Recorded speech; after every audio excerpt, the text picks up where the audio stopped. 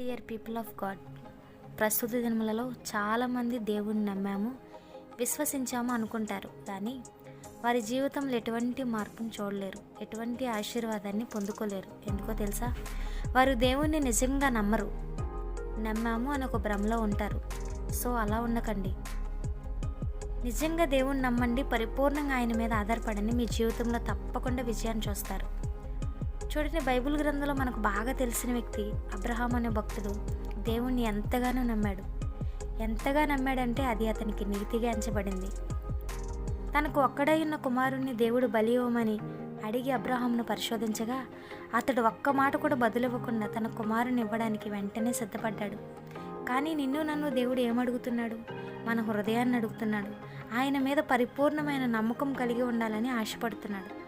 So మనం కూడా అటువంటి నమ్మిక దేవుని పట్ల కలిగి ఉండి ఆశీర్వాదాలు పొందుకుందాం. ఆమేన్.